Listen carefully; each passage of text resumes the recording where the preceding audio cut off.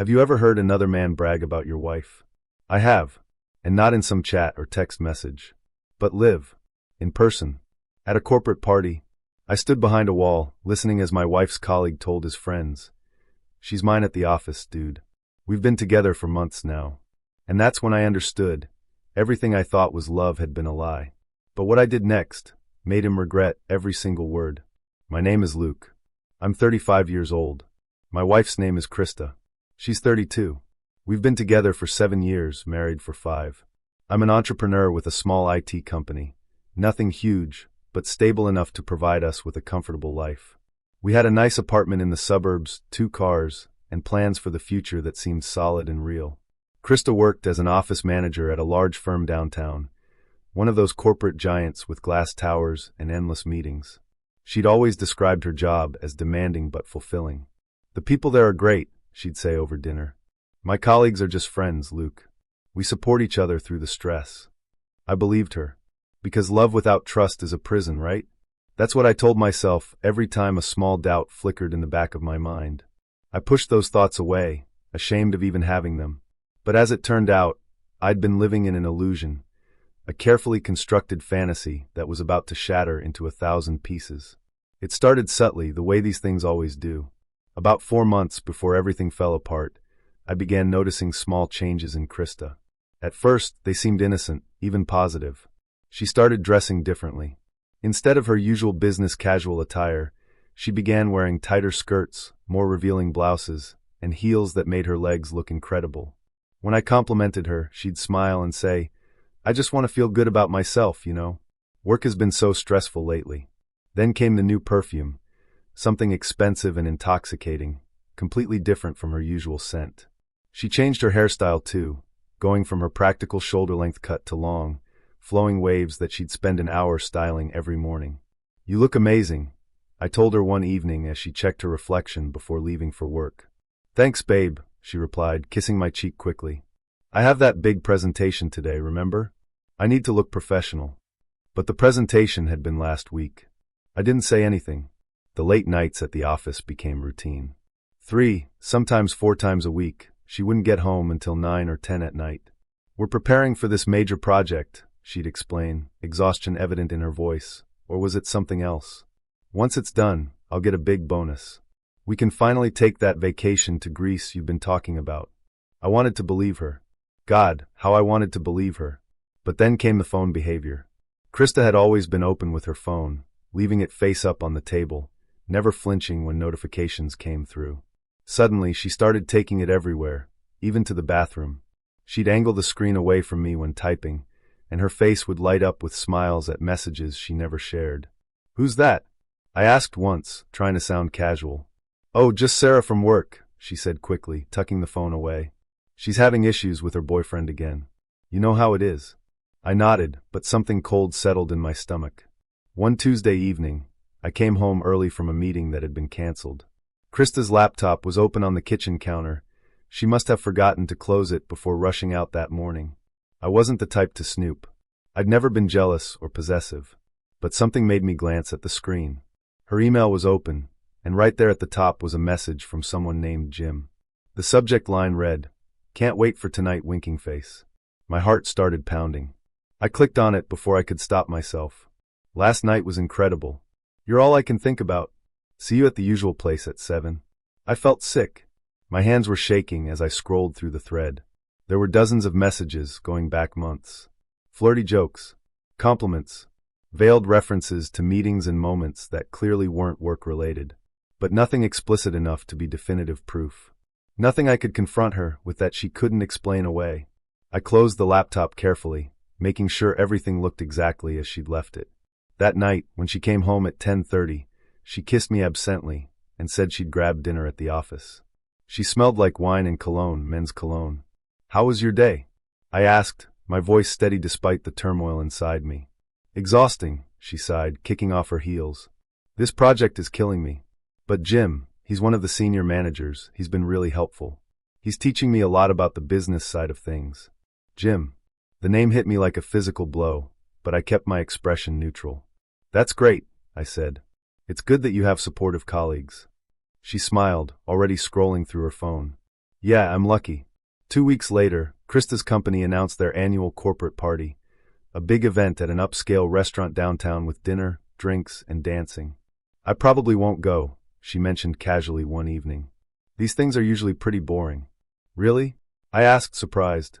I thought you loved your work friends. I do, but it's just for employees this year, she said quickly.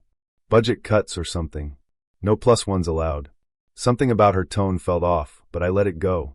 Then, 3 days before the event, I ran into Mike, one of Christa's colleagues I'd met at a previous company gathering. We'd gotten along well, bonding over our shared love of basketball. Hey Luke, he called out, spotting me at the grocery store. You coming to the party on Friday? Party? I asked, confused. The corporate thing, he said.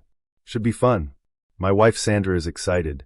They're doing this whole fancy setup with a live band and everything. My blood went cold. I thought it was employees only? Mike laughed. Nah man, everyone's bringing their partners. It's like the one time a year the company actually springs for a nice event. You should definitely come. Christa didn't tell you. I forced a smile. Must have slipped her mind. We've both been so busy. Yeah, I get it, Mike said. Well, see you Friday. As he walked away, my mind was racing. Why would Christa lie about the party? Why wouldn't she want me there?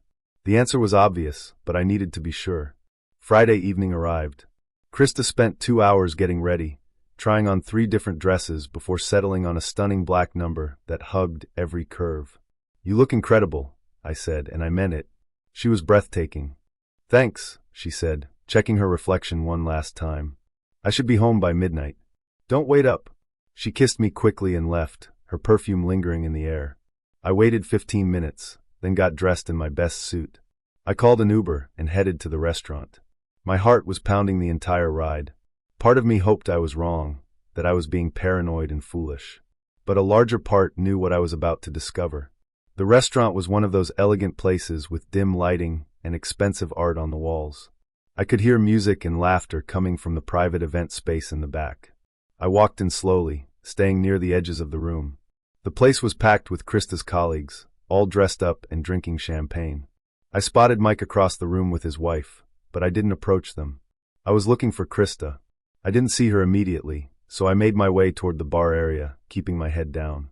That's when I heard voices from around a corner, a group of men laughing and talking loudly. Dude, you're killing it this year, one voice said. That promotion, the new car, what's your secret? Then I heard another voice, confident, almost smug. What can I say? Life's good, especially when you've got the right connections. More laughter. Speaking of connections, another guy chimed in. What's the deal with you and Christa? You two seem pretty close. My entire body went rigid. I pressed myself against the wall, hidden by a decorative column. Christa? The smug voice. It had to be Jim. Man, she's mine at the office. We've got everything under control. Her husband doesn't suspect a thing. The words hit me like a truck. Are you serious? Someone asked, laughing. How long has this been going on? Few months now, Jim replied casually. It started after that conference in Boston. She's incredible, man. And the best part, she tells him she's working late, and I didn't hear the rest. My ears were ringing, my vision blurring with rage. Every muscle in my body wanted to storm around that corner and smash my fist into his face. But something stopped me. A cold, calculating clarity washed over me. If I confronted him now, it would be messy, a scene, denials, he said, she said. They could spin it as a joke, a misunderstanding. No. If Christa had betrayed me, I was going to handle this the right way. The smart way. I turned and walked out of the restaurant without looking back. I didn't sleep that night. I sat in my home office, staring at the wall, replaying those words over and over. She's mine at the office. By sunrise, I'd made my decision. I wasn't going to confront Christa. Not yet. I needed proof, undeniable, irrefutable evidence. The next morning, I called an old friend, David, who worked in HR consulting for various companies. We'd gone to college together, and I knew I could trust him. Luke, hey man, he answered. What's up? I need a favor, I said quietly. And I need you to keep it between us. Of course. What do you need? Christa's company hired a videography team for their corporate party last night, I explained. I need to see that footage. There was a pause. Luke, are you sure you want to do this? I'm sure. David sighed. All right. Give me a couple days. I know some people. Thanks, David. I owe you. You don't owe me anything. Just take care of yourself, okay? 3 days later, David called me. I've got it, he said. But Luke, I watched some of it. You need to prepare yourself. Just send it to me. It's on a private link. I'm texting it to you now. And Luke? I'm really sorry, man. I downloaded the video files to my laptop and opened the first one with trembling hands. The footage was from multiple angles, professional cameras capturing the entire event. I fast-forwarded through the dinner portion, past the speeches and toasts, until I reached the part where people started dancing. And then I saw them. Christa and Jim on the dance floor, his hands on her waist, her arms around his neck. They were close, too close. She was laughing, her head tilted back, looking up at him with an expression I recognized because she used to look at me that way. Then he leaned down and kissed her. Not a friendly peck. A real kiss. Passionate, hungry. And she kissed him back. They pulled apart, both smiling, and he whispered something in her ear that made her laugh. She playfully hit his chest, and they continued dancing as if nothing had happened. I watched it 3 more times, each viewing feeling like a knife twisting deeper into my chest. But this was what I needed. Undeniable proof. I saved the video and began making copies. Over the next week, I meticulously gathered everything I could find. I recovered deleted text messages from Christa's phone backup, flirty exchanges, explicit photos, plans for hotel meetings. I compiled timestamps showing when she'd told me she was working late, but her location data showed she was at restaurants and hotels across the city. I documented everything in a detailed folder: dates, times, messages, photos, and the video from the corporate party. Through all of this, I maintained complete normalcy at home. I kissed Christa goodbye in the mornings, asked about her day, made dinner, and pretended everything was fine. It was the hardest acting job of my life. She had no idea what was coming. On Thursday morning, exactly 2 weeks after the corporate party, I sent 3 carefully crafted emails. The first went to Christa's direct supervisor, Helen Morrison, a woman known for her strict adherence to company policy and zero tolerance for workplace misconduct. The second went to the HR department head, Charles Wong. The third went to Amanda, Jim's wife. Each email contained the same attachments: the video footage from the party, selected text message exchanges, and a brief, professional explanation of the situation. I didn't editorialize or add emotion. I simply presented the facts. To Helen and Charles, I emphasized that this violated the company's fraternization policy, particularly since Jim was in a senior management position and could be seen as having influence over Christa's career advancement. To Amanda, I was gentle but honest. I thought you deserved to know the truth, I wrote. I'm sorry to be the one to tell you. Then I waited. It took less than 6 hours for everything to explode.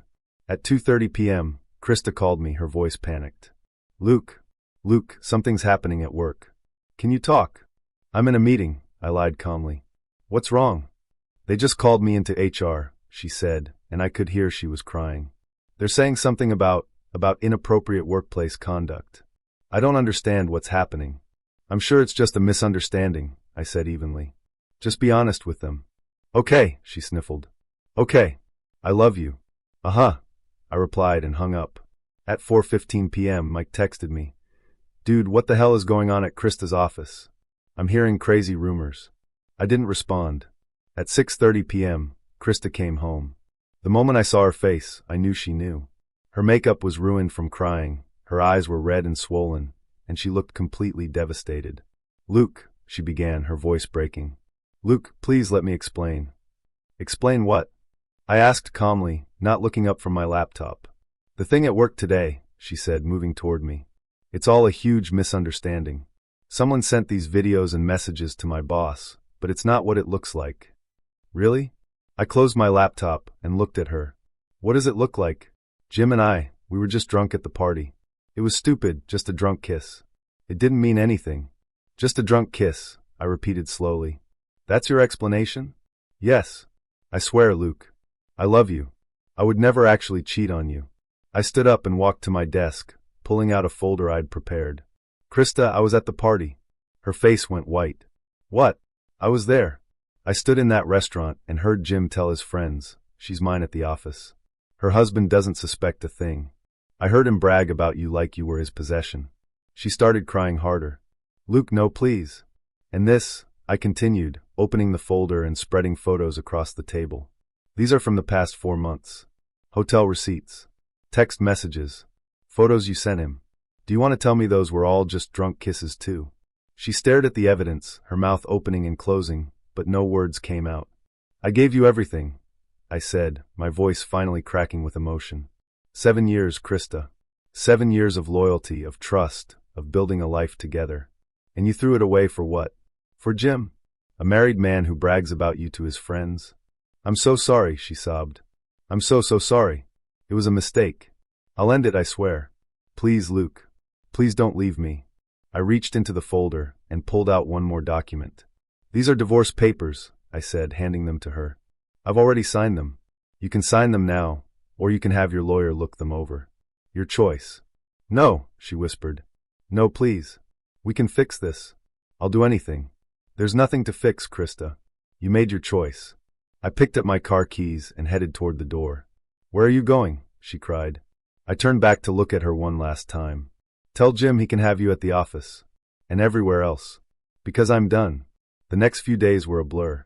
Jim was fired immediately, terminated for violation of the company's ethics policy regarding workplace relationships and abuse of his managerial position. The company couldn't risk the liability of a senior manager sleeping with a subordinate, especially when there was video evidence and a clear paper trail. Christa was placed on administrative leave pending an investigation. While she wasn't in a position of power like Jim, the company still needed to determine if she'd received any unfair advantages through the relationship. Amanda, Jim's wife, filed for divorce within a week. According to Mike, who heard it through the office grapevine, she'd taken their kids and moved to her parents' house in another state. Jim was living alone in their marital home, suddenly facing single fatherhood every other weekend and massive alimony payments.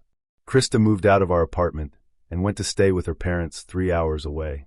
She tried calling me dozens of times, sending long text messages filled with apologies and promises to change. I didn't respond to any of them. My lawyer handled all communication regarding the divorce. Since we had no children and a prenuptial agreement, something I'd insisted on when we got married, much to her initial protests, the process was relatively straightforward. I threw myself into work, using the pain as fuel to expand my business. I hired 2 new developers and landed 3 major contracts. My company was thriving even as my personal life was in shambles. I reconnected with old friends I'd neglected during my marriage. I took up running, started cooking new recipes, and even adopted a dog, a golden retriever I named Cooper, who became my constant companion. Life wasn't perfect, but it was mine again. I've learned a lot about myself, about relationships, about trust and betrayal. I've learned that love without trust isn't love at all, but that trust shouldn't make you blind. I've learned that sometimes the right thing to do is the hardest thing to do. I've learned that revenge isn't about screaming or violence or dramatic confrontations. Sometimes the most powerful revenge is simply revealing the truth and letting the consequences unfold naturally. I've learned that people who brag about their conquests usually end up conquering nothing but their own downfall. Most importantly, I've learned that I'm stronger than I thought I was. My business is thriving. My friendships are stronger. My dog is the best therapist I could ask for. And sometimes late at night, I think about that moment when I stood behind the column at the corporate party, listening to Jim brag about my wife. In that moment, I could have destroyed my life with rage and violence. Instead, I chose clarity. I chose strategy. I chose to let the truth be my weapon. And in doing so, I didn't just expose their betrayal, I reclaimed my own dignity. Because sometimes, the best revenge isn't about making someone pay.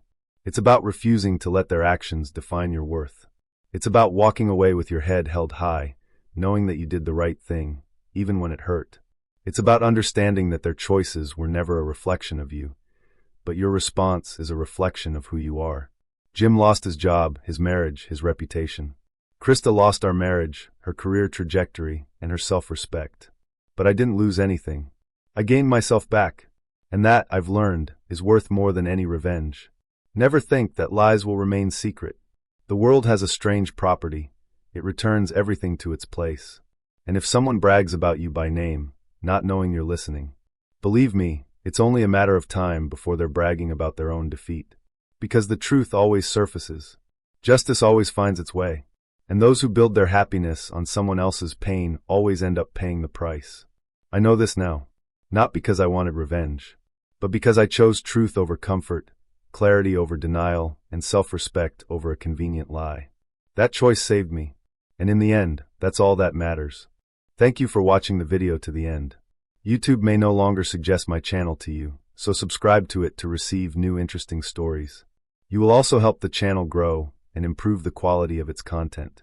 A playlist with other interesting stories that you can listen to is now displayed on the screen. You can also write in the comments what stories you would like to see on the channel.